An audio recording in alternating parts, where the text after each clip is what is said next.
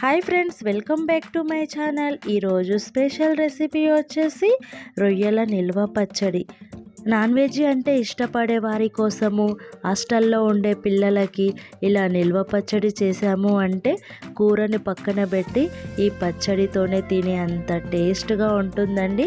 ఎలా ప్రిపేర్ చేసుకోవాలో చూద్దాం రండి. మరి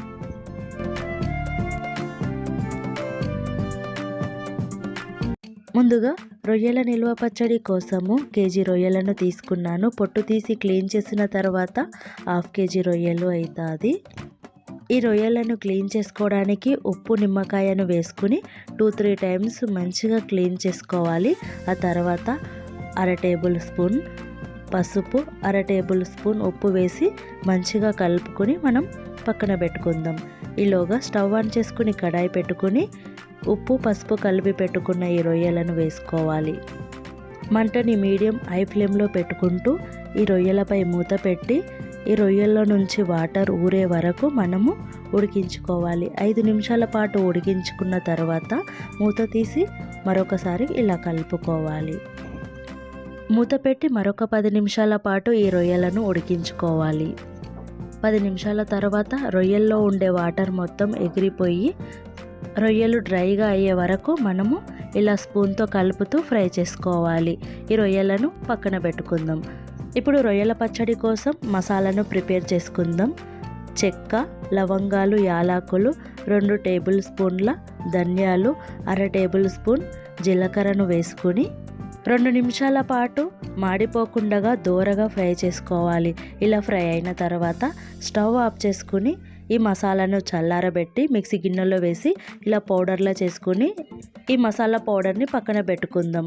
ఆ తర్వాత స్టవ్ ఆన్ చేసుకుని ఇలా లోతుగా ఉండే మందమైన కడాయిలో ఆయిల్ వేసుకోవాలి. ఈ ఆయిల్ వేడైన తర్వాత మనం ముందుగా ఫ్రై చేసి పెట్టుకున్న ఈ రొయ్యలను కూడా వేసుకోవాలి. ఇక్కడ ఆయిల్ వచ్చేసి 1/2 కేజీ తీసుకున్నాను. అది కూడా పల్లి ఆయిల్తో నేను ఈ పచ్చడిని చేస్తున్నాను. ఈ ఆయిల్లో ఈ రొయ్యలకు మంచి గోల్డెన్ కలర్ వచ్చి క్రిస్పీగా అయ్యే వరకు మనము ఈ రొయ్యలను ఫ్రై చేసుకోవాలి. చూడండి, లైట్గా కలర్ చేంజ్ అవ్వడం స్టార్ట్ అయింది. ఇదిగో మంచి కలర్ కూడా వచ్చేసింది. ఇప్పుడు ఫ్రెష్గా నూరి పెట్టుకున్న అల్లం వెల్లిగడ్డ పేస్టును కూడా వేసుకోవాలి. 1.5 స్పూన్ వేసుకుంటే సరిపోతుంది. ఈ అల్లం వెల్లిగడ్డ పేస్ట్ వేసిన తర్వాత మంటని లో ఫ్లేమ్లో పెట్టుకుని ఈ అల్లం వెల్లిగడ్డ గోల్డెన్ కలర్ వచ్చే వరకు మనం ఫ్రై చేసుకోవాలి.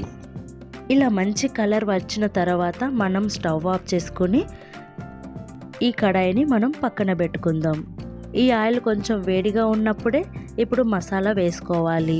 మనం ముందుగా తయారు చేసి పెట్టుకున్న మసాలాను వేసుకోవాలి. ఆ తర్వాత ఇప్పుడు 1/2 కప్పు దాకా కారం తీసుకుందాం. అలాగే సాల్ట్ను కూడా వేసుకుని ఈ మసాలా మొత్తం రొయ్యలకు పట్టేలా స్పూన్తో కలుపుకోవాలి. ఇలా మంచిగా కలుపుకున్న తర్వాత ఈ పచ్చడిని పూర్తిగా చల్లారబెట్టుకోవాలి. అప్పుడే మనం నిమ్మరసం వేసుకోవాలి. ఈ పచ్చడి పూర్తిగా చల్లారిన తర్వాత 3 లేదా 4 నిమ్మకాయల నుంచి తీసిన నిమ్మరసాన్ని వేసుకోవాలి. ఈ నిమ్మరసం మొత్తం పచ్చడికి కలిసేలా మనం స్పూన్తో ఇలా కలుపుకోవాలి. ఇలా కలుపుకున్న తర్వాత ఈ పచ్చడిని మొత్తాన్ని ఇలాంటి గ్లాస్ బౌల్ని తీసుకుని మనం తయారు చేసి పెట్టుకున్న ఈ పచ్చడిని వేసుకోవాలి. ఈ పచ్చడి పైన మూత పెట్టుకుని 2 రోజుల పాటు కదపకుండా పక్కన పెట్టి ఈ పచ్చడిని ఊరనివ్వాలి.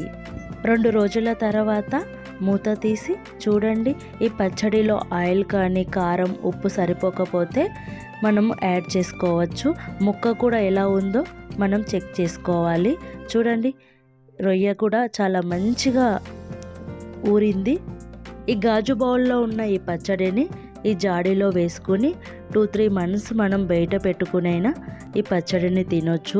అదే ఫ్రిడ్జ్లో పెడితే మనకు 4 నెలల పాటు ఈ పచ్చడి నిల్వ ఉంటుందండి.